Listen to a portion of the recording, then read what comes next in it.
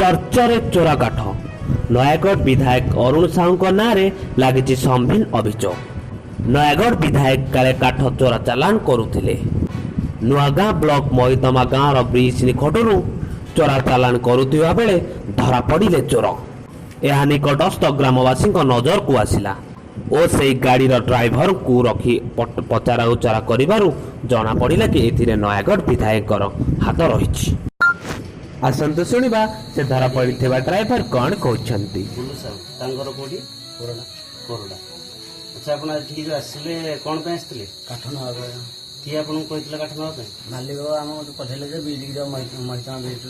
महितमा beat रु काठ load हो।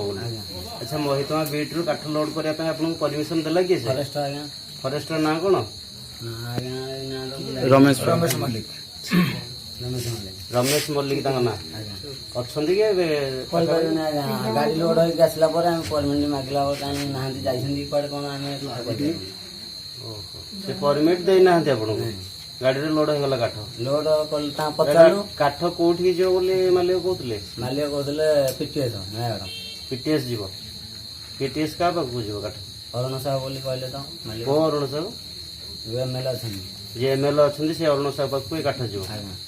अच्छा मालिक कहीकि आपको पठे ना काठ के लोड होती 8-12 पीस लोड होती।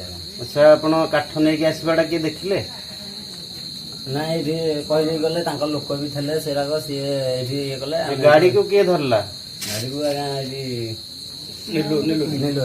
नीलू भाई ये आपण गाँव आज्ञा।